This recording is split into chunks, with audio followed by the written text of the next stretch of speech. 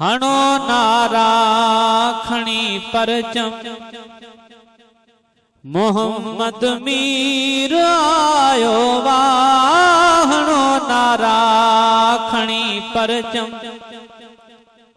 मोहम्मद मीर आयो वा। ओ झूमी चो चाह हरदम मोहम्मद मीर आयो वा। हणो नारा खणी परचम झूमी जग थो जशन करे पढ़न था सना मलक जंहिंजी।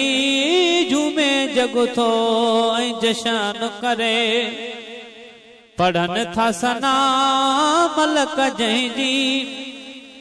ओ कयो रब पाक जंहिंखे तुम मोहम्मद मीर आयो वा।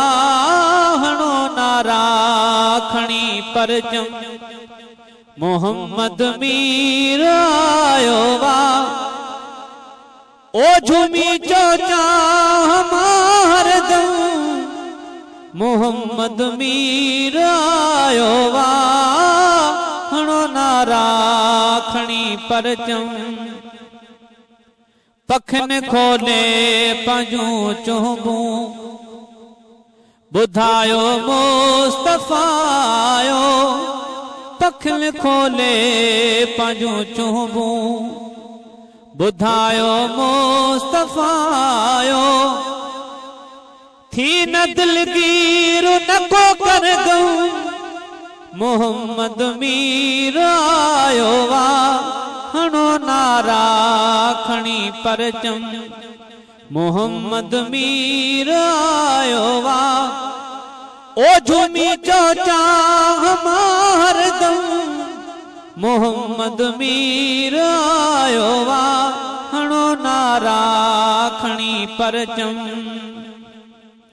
सहारो बेसहारन जो हबीबे के बेरी आयो। सहारो बेसहारन जो हबीबे के बेरी आयो। ओ थिया सब दर्द दुखड़ा खत्म मोहम्मद मीर आयो वा। हणो नारा खणी परचम मोहम्मद मीर आयो वा। हणो नारा खणी हरदम ओ झूमी चो चाह हरदम मोहम्मद मीर आयो वा। हणो नारा खणी परचम इमामुल अंबिया मुरसल मिठो मुंह जो नबी आहे। इमामुल अंबिया मुरसल मिठो मुंह जो नबी आहे। ओ पढ़ल था सलाम नबी दम दम मोहम्मद मीर आयो वा। हणो नारा खणी परचम मोहम्मद मीर आयो वा। ओ झूमी चो चाह हरदम मोहम्मद मीर आयो वा। हणो नारा खणी परचम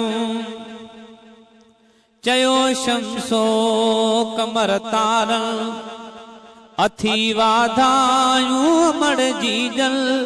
चयो शम्सो कमर तारन अथी वाधायूं अमर जी जल। ओ अमर पूजूं हुरू हिकदम मोहम्मद मीर आयो वा। हणो नारा खणी परचम हणो नारा खणी परचम मोहम्मद मीर आयो वा। हणो नारा खणी परचम सना महबूब मदानीअ जी लिखी छा लिखे ही मलक मंज़ूर सना महबूब मदानी जी लिखी शा लिखे ही मलक मंज़ूर सना महबूब मदानी जी लिखी शा लिखे ही मलक मंज़ूर ओ लिखो जो शान खुदा जे कलम ओ लिखो जो शान खुदा जे कलम मोहम्मद मीर आयो वा हणो नारा खणी परचम मोहम्मद मीर आयो वा ओ झूमी चो चाह हरदम मोहम्मद मीर आयो वा हणो नारा खणी परचम।